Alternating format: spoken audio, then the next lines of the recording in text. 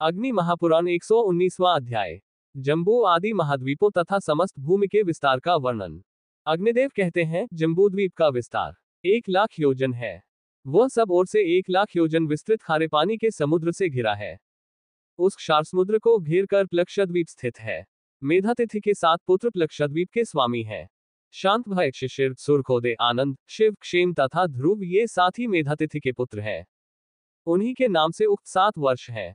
गोमेद, चंद्र, नारद, दुंदुभि, सोमक, सुम्न और शैल ये उन वर्षों के मुंदरहा मर्यादा पर्वत हैं। वहां के सुंदर निवासी वैभराज नाम से विख्यात हैं। इस द्वीप में 7 प्रधान नदियां हैं। प्लक्ष से लेकर शाकद्वीप तक के लोगों की आयु 5,000 वर्ष है। वहां वर्णाश्रम धर्म का पालन किया जाता है। आर्य, कुरु, विविंश तथा भावी यही वहां के ब्राह्मण आदि वर्णों की संज्ञाएं हैं। चंद्रमा उनके आराध्य देव हैं। प्लक्षद्वीप का विस्तार 2,00,000 योजन है। वह उतने ही बड़े इक्षुरस के समुद्र से घिरा है। उसके बाद शाल्मलद्वीप है, जो प्लक्षद्वीप से दुगुना बड़ा है। के 7 पुत्र शाल्मलद्वीप के स्वामी हुए। उनके नाम हैं श्वेत, हरित, जीमूत, लोहित, वैद्युत, मानस और सुप्रभ। इन्हीं नामों से वहां के 7 वर्ष हैं।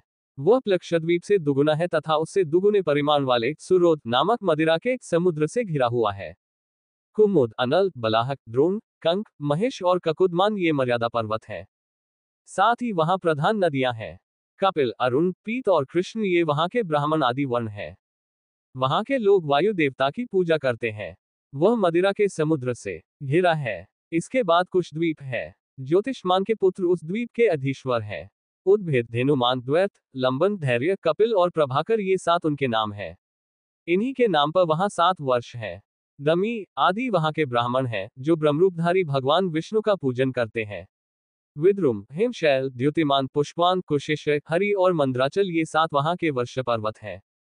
ये कुशद्वीप अपने ही बराबर विस्तार वाले घी के समुद्र से घिरा हुआ है और वह घृत समुद्र क्रौंचद्वीप से परिवेष्टित है।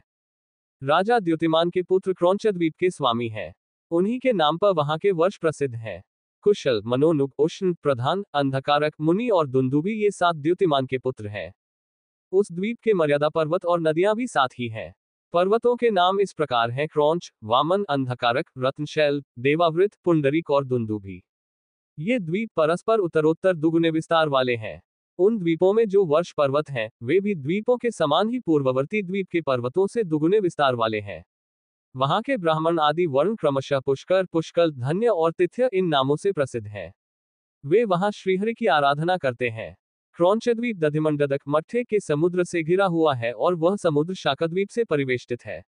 वहां के राजा भव्य के जो 7 पुत्र हैं, वे ही शाकद्वीप के शासक हैं। उनके नाम इस प्रकार हैं: जलद, कुमार, सुकुमार, मणिवक, कुशोत्तर, मोदाकी और ध्रुम। इन्हीं के नाम से वहां के वर्ष प्रसिद्ध हैं: उदयगिरी, जलधर, रावत, श्याम, कोद्रक, आंबिकेय और सुरम्य पर्वत केसरी ये 7 वहां के मर्यादा पर्वत हैं तथा साथ ही वहां की प्रसिद्ध नदियां हैं। मग, मगध, मानस्य और मंदिग ये वहां के ब्राह्मण आदि वर्ण हैं, जो सूर्य रूपधारी भगवान नारायण की आराधना करते हैं। शाकद्वीप क्षीरसागर से घिरा हुआ है। क्षीरसागर पुष्कर द्वीप से परिवेष्टित है। वहां के अधिकारी राजा सवन के 2 पुत्र हुए, जिनके नाम थे महावीत और धातकी। उन्हीं के नाम से वहां के 2 वर्ष प्रसिद्ध हैं। वहां एक ही मानसोत्तर नामक वर्ष पर्वत विद्यमान है, जो उस वर्ष के मध्यभाग में वलयाकार स्थित है। उसका विस्तार कई सहस्र योजन है। ऊंचाई भी विस्तार के समान ही है। वहां के लोग 10,000 वर्षों तक जीवन धारण करते हैं।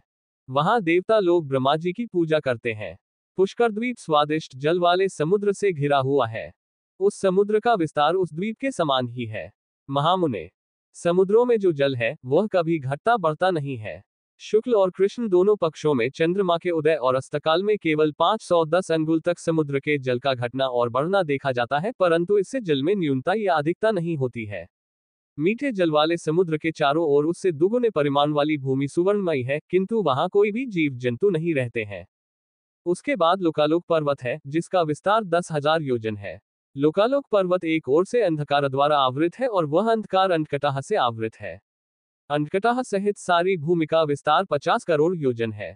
इस प्रकार आदि आग्नेय महापुराण में महाद्वीप आदि का वर्णन नामक 119वां अध्याय पूरा हुआ।